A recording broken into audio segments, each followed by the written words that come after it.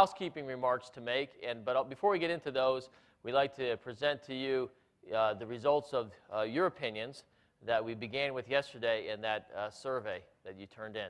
So if I could ask for the crew here to put up the first slide, we'll begin reviewing those results. So and when we asked the question about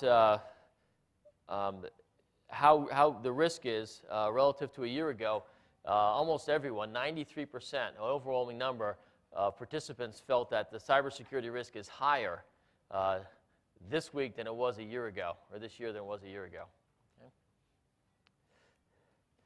Okay. And relative to how sufficiently the privacy is being protected, 40% felt that it was not sufficient, and about a third felt that they were protected. Concerning the private sector oversight, almost half of the boards reviewed as grossly underestimating the problem.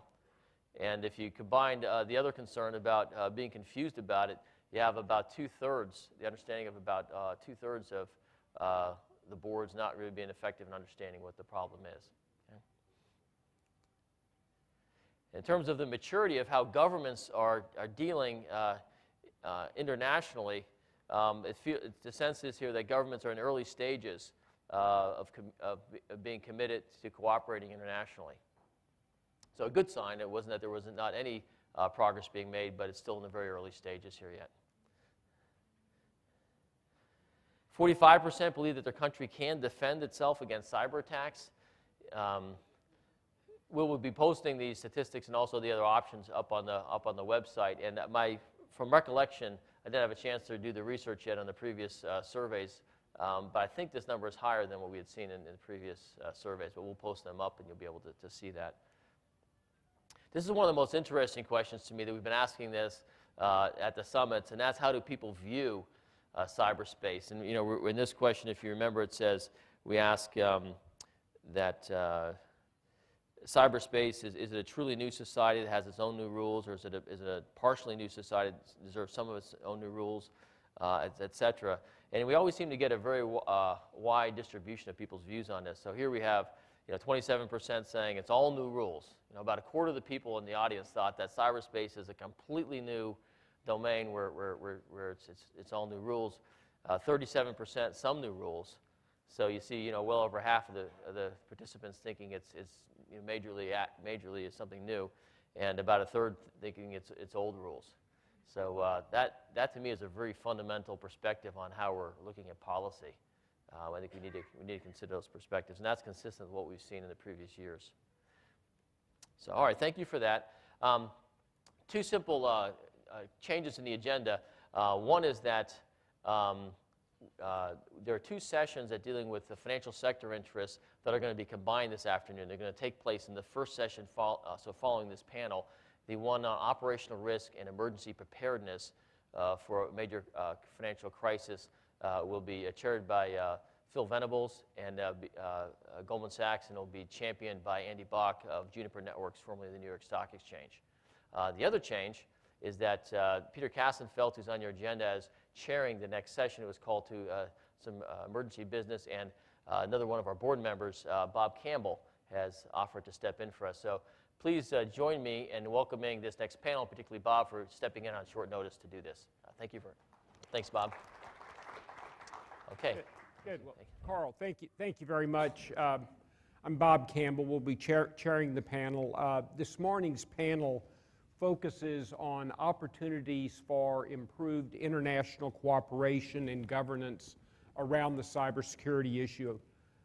If any issue consistently emerged from the Cybersummit 1 in Dallas, Cybersummit 2 in London, and yesterday's outstanding summit activities, it's the criticality of strong international cooperation, public and private, to drive the policy changes, the business process changes, and the multilateral agreements to drive improved cybersecurity.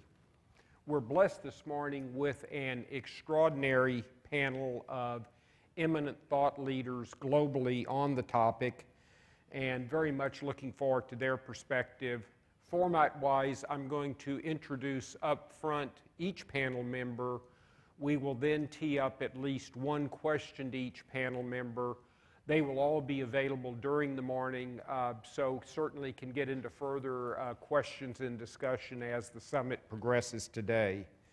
And panel, given the time allotment, would look to 3 or 4 minute comments per question area if we could, please. We proceed with introductions. First panelist will start to my left and move to the right. First panelist certainly requires no introduction. Our distinguished dinner speaker last night and our friend Mike Chertoff. Mike, founder and chairman of the Chertoff Group, former secretary of U.S. Homeland Security, and a very distinguished career in business and government. Mike, thank you for being here with us in New Delhi. Secondly, Erin Nealy Cox. Erin's the executive managing director of Stroz Friedberg, which is a leading cybersecurity consultancy. Appreciate Erin being with us. We have with us Andrei Pagodin, who is the head of major operations for the Russian railway system, just a huge operation. I understand almost 1.3 million employees and with operations in a number of countries. We're very appreciative of your traveling here to be with us today and look forward to your perspective. Next is my friend Vartan Sarkissian. Vartan is the CEO of Knightsbridge Cybersystems, has been focused on cybersecurity issues for a number of years, and really involvement goes back to the origin of the summit initiatives within EastWest Institutes, and we're all appreciative for that. Pleased that we have Greg Shannon with us. Greg is the chief scientist of the Carnegie Mellon CERT program. Carnegie is one of my favorite programs in all of the United States, and really pleased to have you here and to have the opportunity to get to know you better.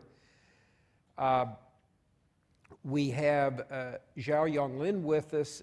He is the director of the Internet Society of China, and very much look forward to your comments and perspective on today's topic, and appreciative of your traveling here to be with us. And last but absolutely not least is our good friend Gulshan Rai, who is with us. He is the Director General of CERT India, responsible for cyber security activities in India, and I would have to say is probably more responsible for our extraordinary summit here in New Delhi and extraordinary turnout for the summit than anybody else who has been part of it, so we're all quite appreciative of that as well.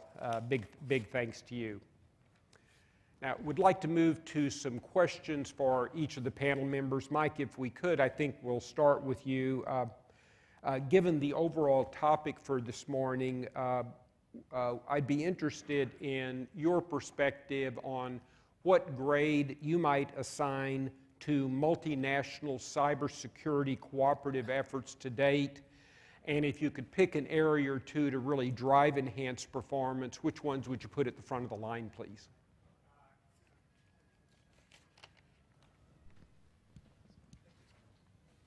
Hello? Oh, okay, great.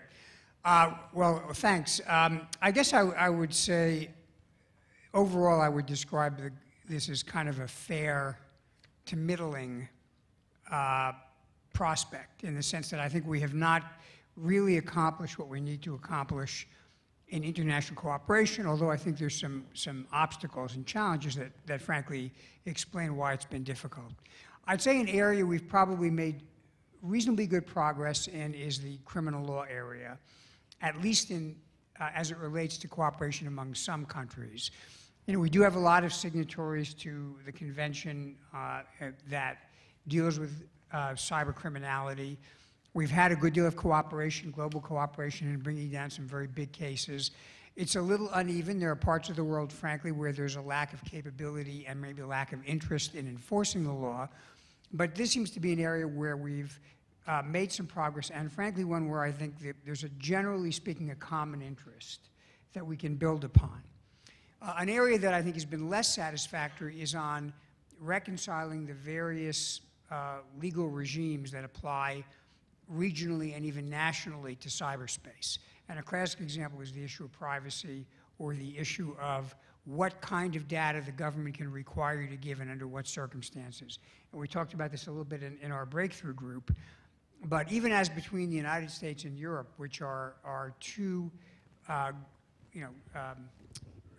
jurisdictions in which there's fundamentally an agreement on the basic common principles, there is still an awful lot of disparity in the way we apply those principles. The Europeans are much more focused on data protection and having specific court remedies that allow you to contest issues. Americans are somewhat less focused on the data protection element of privacy, somewhat more focused on free speech, and less inclined to get the courts involved. So that's an area where, although I'd like to see us make progress, it's been a lot harder. And then finally, I'd say in the area of dealing with theft of intellectual property and espionage, there's been very little progress. And maybe it's the nature of that challenge that there isn't likely to be very much progress internationally, because there are some very strikingly different incentives that operate across the globe. Excellent.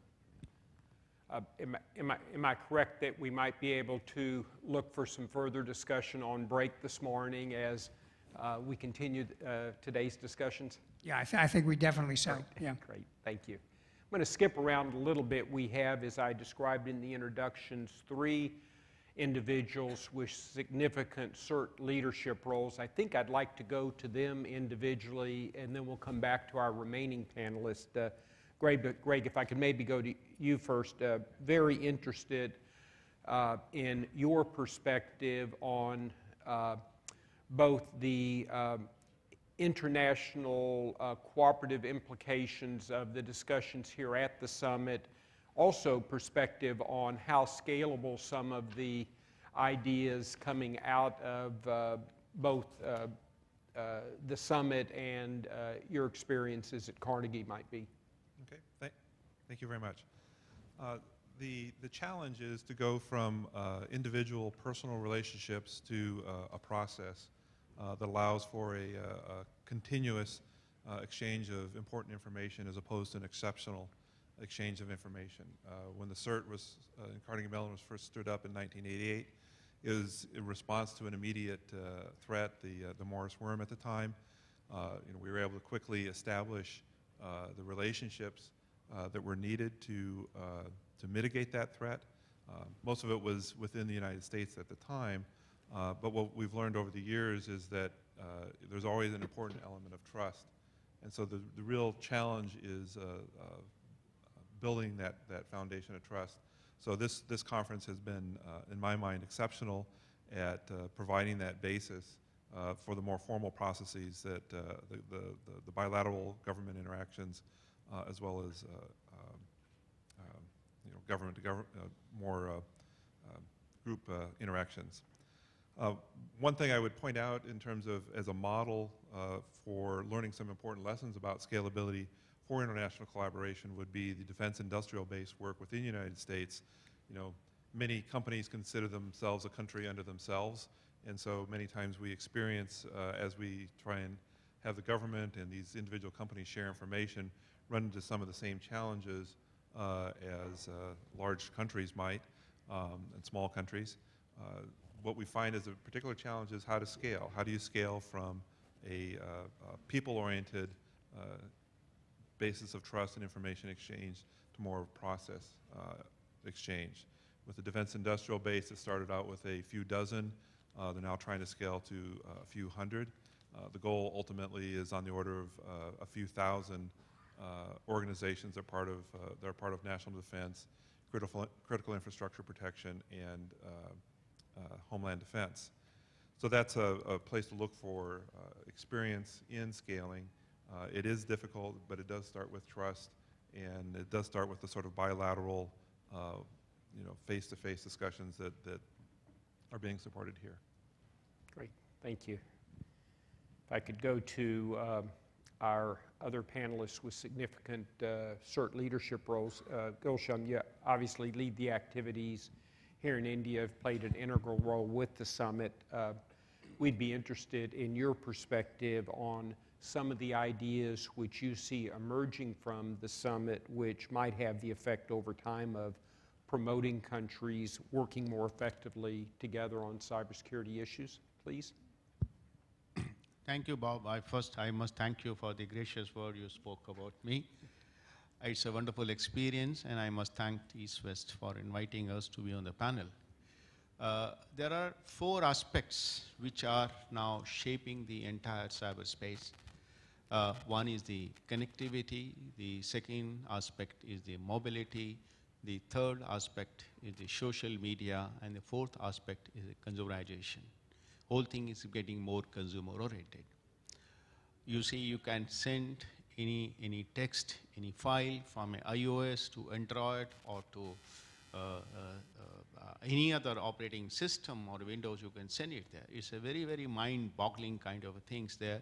While it has a good impact in promoting the economic development and other constructive aspects there, but it has a negative impact also there. So ICT in a way is or the cyberspace in a way has a dual role and dual technology kind of things are there. Now in such a scenario when we are getting more and more complex, vulnerabilities are coming up, I think the CERTs have played a very useful role over a period of time, and certainly I will take this opportunity to place on record the role played by the CMU, the CERT. In fact, the CERT is registered by them, and they have allowed everyone to use the word CERT, all the CERTs in the world there.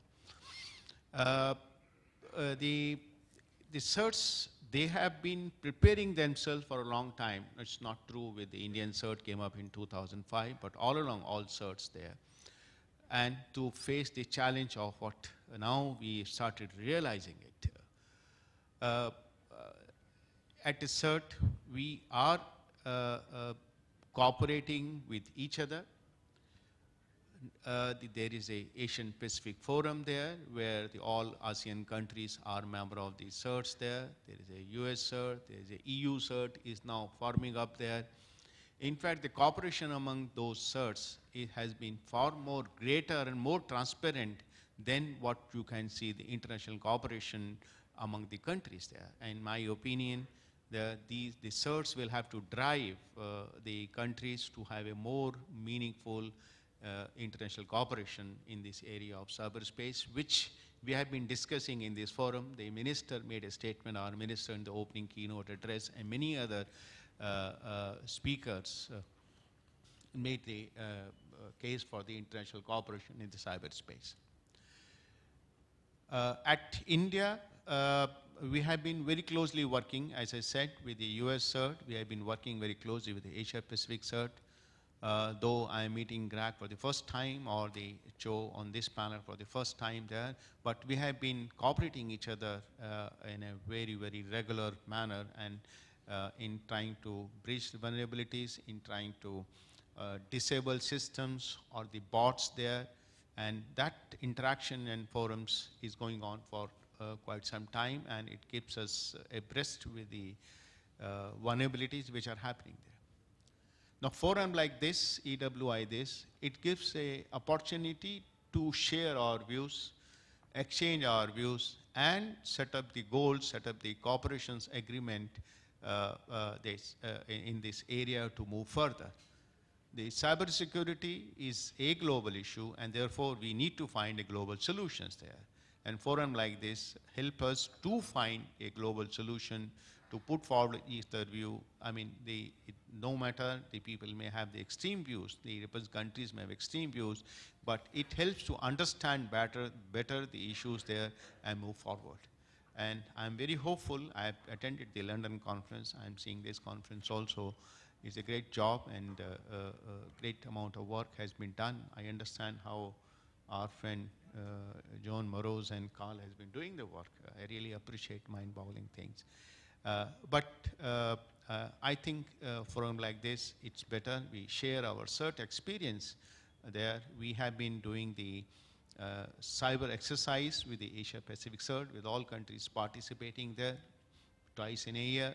We have been doing very intensive cyber exercise with the US CERT. We are now trying to do with the European CERT, which has come up, but likely to start over there. So I think forum like this, it's to share experience, exchange views, and then gives an opportunity to move forward. Thank you. Excellent. Thank you very much. And your perspective on cross-country cooperation, very, very encouraging. Zhou, you're obviously leading similar efforts in China. If I could, I'd like to direct the substantially same question to you concerning learnings and insights out of the summit that might help contribute to enhancing international cooperation in cyber. Be interested in your perspective there, please.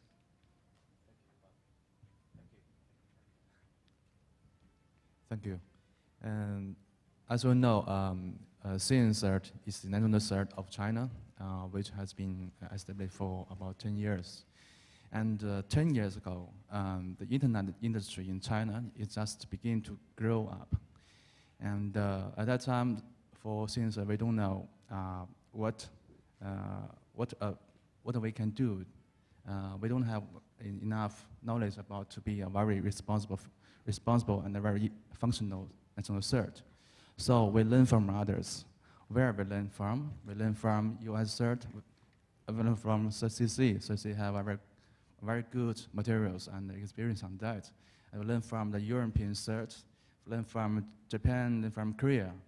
And we contact them through the multilateral events like the first, organizational first, or AP CERT.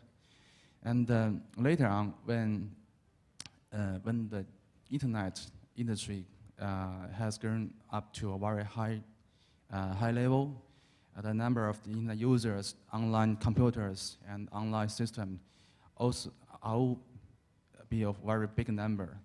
So more and more hackers are targeting the China's online system, online users. So at that time, we are facing the two kind of requirements from the field. One requirement from the Chinese users. They required us, then CERT team, to help them to stop the threats, attacks in China or source from other countries. And another requirement from the international cooperation and international partners. They need our help to stop the threats and the attacks sourced from China networks. So what we will do is that on one side, we try our best to organize the local stakeholders, including ISPs, domain name registrars, and security companies, universities. We combine all the power together to detect and to stop the threat and stop attacks within China. But that is not good enough. We still need help from other countries, other teams. So we keep trying to improve the relationship with other teams. So far, we have established the cooperation relationship with more than 84 organizations outside of China, which are located in more than 40 countries and regions. Some of them are very big security team like US CERT, like CCC, and CERT India. Some of them may be a very small group, like maybe a company, maybe a very small domain name registrar companies. That's very helpful for us. So far this year, with the international partners' assistance, we have stopped more than 3,000 threats and attack source outside of Chinese network, I mean the overseas networks. So we helped our international partners stop more than 600 incidents so far, and I'm sure that the number will be grow continually. Maybe next year there will be more and more. So from this experience, I can say that the international cooperation is so important. As many people said, the cybersecurity problem cannot be solved by only one country or one organization. Yes, that's it. And in fact, as far from our perspective, we can see the bad guys, they have connect to each other globally. The crime, the sub-criminals, the hackers, they share information, they share resources to launch attack, and they assist each other to attack.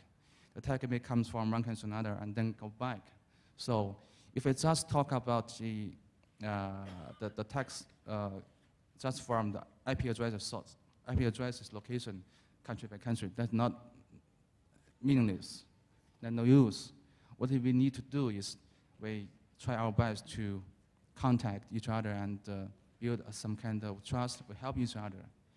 We, from different levels, government to government, CERT to CERT, military to military, the police to police. We help each other. By this way, we can build more trust, and then we can do more. Yeah.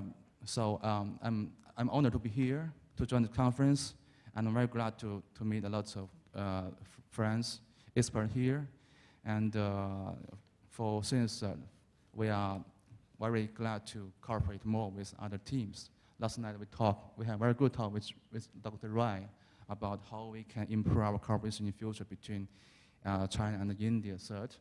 And yeah, I'm very happy about it. And I think since India, the internet in India is growing very quickly, and we are facing the same problem, we can help each other to stop the threats. That's meaningful, not only to India and China, but also to other countries' network. Thank you. Excellent. Thank you very much for your comments, and we're certainly always looking for new breakthroughs at the summits, and certainly I'm encouraged that the discussions which you gentlemen are having and the prospect for enhanced China-India international cooperation in cyber certainly represents one of those prospective breakthroughs. That's very, very encouraging to hear. Thank you. Vartan, let's move to you if we could, please. As a business leader who is involved in cybersecurity issues in a number of countries, very interested from a business perspective, your view on how we can continue to enhance international cooperation. Thank you, Bob. Thank you. Well, first of all, I'd like to express my gratitude to our hosts and everyone who has organized this great summit. Yes, Bob, the international cooperation, dialogue, trust, private-public partnership, these are all vital processes. The good news is that there are some pioneering companies that have, and organizations that have begun this process. Well, for the first time in public, I'd like to mention that recently Knightsbridge Cybersystems, along with certain European transport organizations, as well as Russian Railway, who is a key partner in this, being one of the, if not the largest transport organization, we have launched a process of unifying a secure, trusted information exchange program between transport networks across Eurasia. So such processes have already begun, which is the good news. But we are here to talk about challenges. And, well, Knightsbridge sells unique technology and cybersecurity solutions and services to a number of organizations, private organizations in a few countries. The challenge, the main challenge that I have seen is in order to achieve international cooperation, we need to firstly focus on local efforts, awareness, and local cooperation. While discussing solutions with these companies, it's become evident that there are some challenges that they internally face. For example, the first challenge is, we've talked about it before, is awareness. And it's continually to my surprise how certain individuals and certain infrastructures, critical infrastructures even, are unaware of the key vulnerabilities in cybersecurity, or they are unaware of their own architecture. So an electricity grid, for example, is it an ABB technology out in your field? Is it a Honeywell or is it a Siemens? Some of them are unable to answer. What kind of protocols is it using? They're unable to answer. Then you also have the cultural speed bump that says the IT and security guys say, if it's not broken, don't touch it, don't fix it. So there's this disconnect between the IT, security, and corporate culture within these organizations. So the first challenge that we have is this awareness that we need to process. The second challenge that we have, in order to achieve international cooperation, you obviously need to value each side, understand the benefits and the losses. Unfortunately, in cybersecurity, and I think many of you would agree, and we already have an EWI process, we don't know the measurement of the cybersecurity problem. And many of these companies that run the private sector do not understand this value. They don't understand the benefits, they don't understand the losses. So some kind of an exercise to measure these benefits locally first, then internationally will facilitate this process. The communication is another challenge that we have seen while delivering our services to various companies. Communication, again, locally first and then internationally. And in order to do that, of course, we need a trust process, we need a system in place, and it takes time. The good news, obviously, is that with the help of organizations such as EastWest Institute and others, the breakthrough groups, these systems and processes are now taking shape. And I'm very optimistic that within the next 2-3 years, the corporate world will become more aware of these incidences, these vulnerabilities, and will have bold leadership, pioneering leadership to take on these challenges. Thank you. Andre, very appreciative of your joining us as a leader of one of the largest transportation organizations anywhere and working in a number of countries. Question for you, would be interested in your perspective on how we can improve cross-border information sharing in the interest of enhancing transportation security. Okay, thank you very much, Mr. Chairman. If you give me 5 minutes, I will try some proposal which we prepare with Knightsbridge Cybersystem in this direction, practical proposal.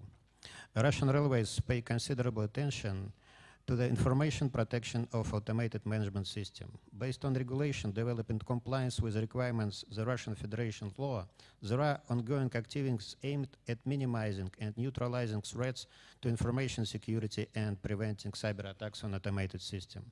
Protection of railway infrastructure in cyberspace is important to us due to the fact that Russian railway is becoming global player in the transport market and has extensive experience in constructing railway infrastructure and managing transportation process. These capabilities are demonstrated by the project carried out by the company in various world regions such as North Korea, Mongolia, Armenia, Iran, and Indonesia. We attach a great importance to the joint projects in cooperation with the European Union, in particular construction of a new land bridge to Vienna, constructing a so-called broad gauge line as an extension of Trans-Siberian main line. By complementing this bridge with a Trans-Korean main line in the west, we'll create a unique and in fact common Eurasian railway network, thus providing absolutely new opportunities for economy of many countries and the integration of Eurasian space. Implementation of such projects is hardly possible without harmonization of international transport laws and technical standards, including information interaction. Some positive experience as to information interaction has been accumulated within the Council for Railway Transport of CIS states, which also includes the railway administration of Bulgaria, Latvia, Lithuania, and Estonia. The Council has taken the decision to maintain and develop the common information space.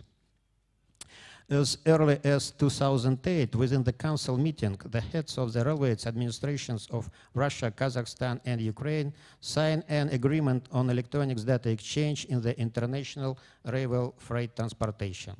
Already existing and newly built railway transport information infrastructure, as any other critical infrastructure operating in online mode, may be subject to cyber attacks. The development of the efficient of protection against cyber attacks is impossible without implementing a set of measures to ensure guaranteed validation of information source, authorship, unchangeability of transmitted information or comments integrity, as well as identification of sources of malicious influence or other malicious information, not repudiation of information or other words, in the inability of source of information to repudiate action already made. One of the main methods ensuring the above parameters of information security is electronic signature based on the technology of public key infrastructure, PKI. The PKI technology is the most effective method that is used worldwide to facilitate the information security of electronic document exchange and its relevancy law. The above-mentioned technologies are applied in the intellectual railway transport system currently under development in Russian railways to provide cyber protection for it, as well as actively used in Russian railways electronic document exchange, both with corporate management process and as part of interaction with other companies. One of the major tasks is to organize a cross-border exchange of digital document relevant law with railway administration of adjoining countries under aegis OSGD. So far, in a rather detailed way, we have elaborated technological solution to organize a relevant electronic interaction of Russian railways with railways of Belarus, Ukraine in freight transportation system. The solutions are based on application of trusted infrastructure of so-called trusted third party. A trusted third party is obliged to guarantee that messages and documents are timely and accurately delivered to the supposed recipient, ensuring integrity, authenticity, and authorship, and that in case of any dispute arising, there are certain methods to create and submit necessary facts confirming the actions and events. Using such technologies in the short run, it's planned to organize the interaction Russian railways with railway administration of number Eurasian countries with different level of PKI technology implementation. The technology of trusted third party allows not to change PKI technology existing in these countries and to simplify their development of they are not yet implemented. In fact, the railway transport sector of Eurasian countries is currently on the verge of establishing a common trusted information space based on PKI. As a result of establishing common space of trust, we make it possible that the information system of various companies and organizations could check the certificates of electronic signature validation keys generated by different certification authorities, which are incorporated in the common space of trust, as well as electronic signature generated on digital document in process of electronic exchange.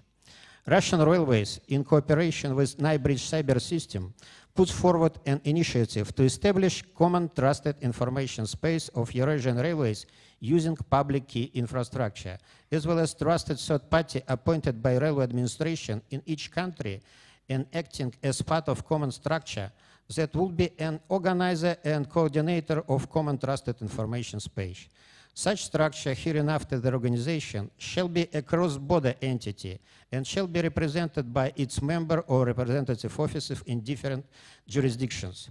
The major function of the organization will be established a regulatory, organizational, methodological, and legal framework for the functions of the common trusted information space, preparation of bilateral and multilateral agreements, regulations, methodology, and communications protocol, as well as legal support.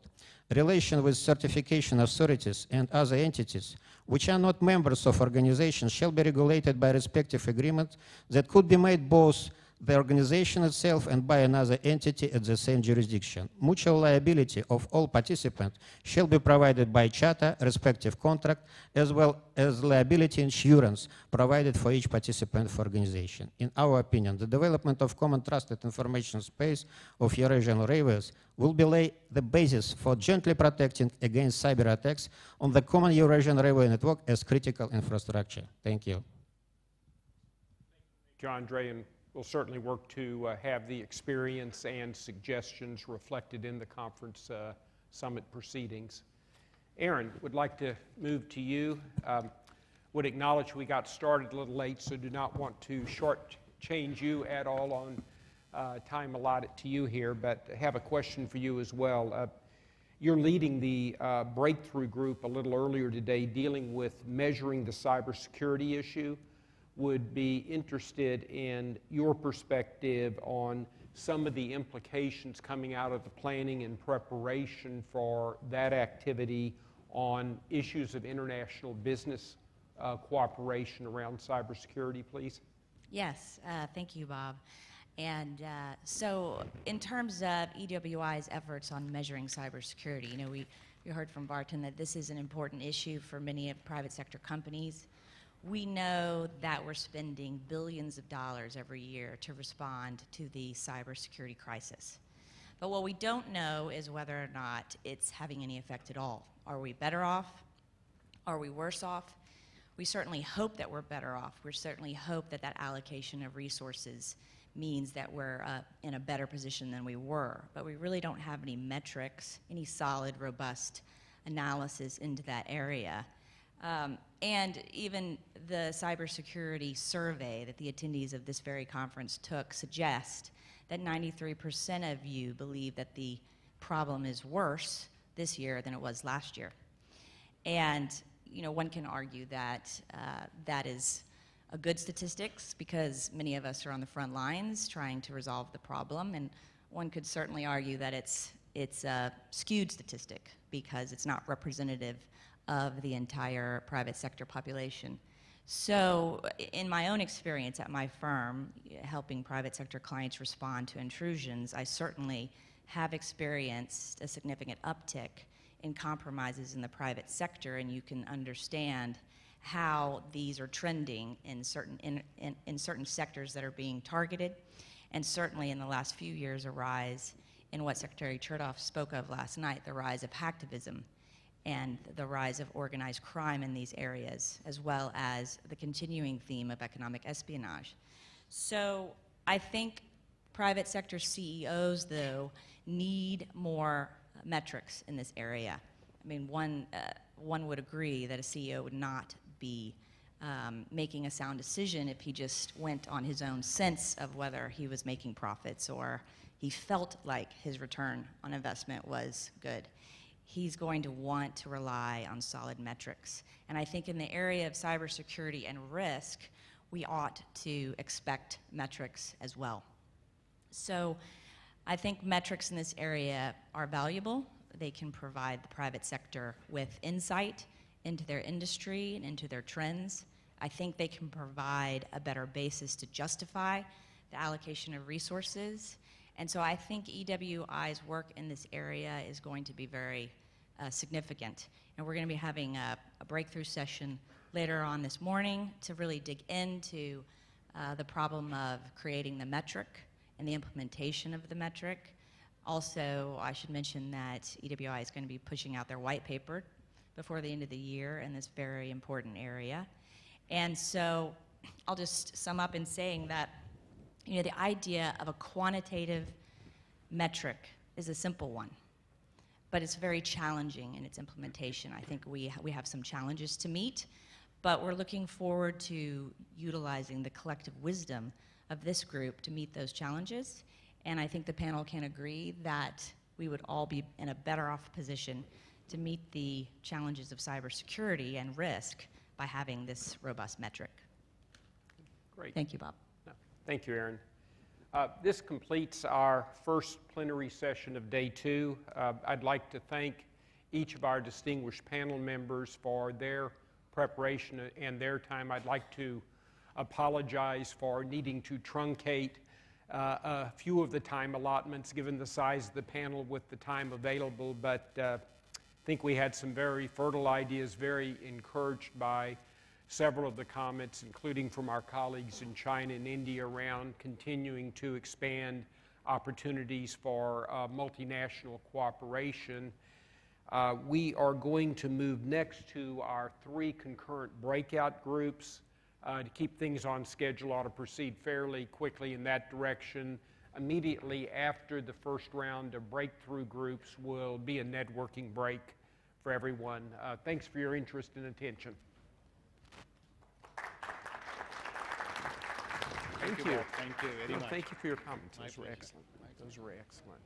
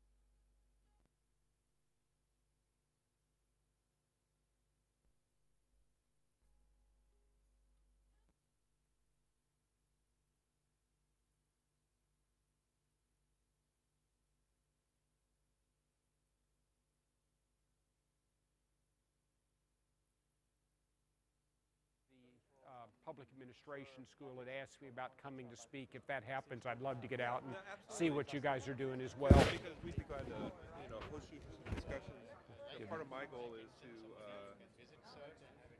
have, we've got SciLab, we've got the School of Computer Science, plus we do a lot of work with the policy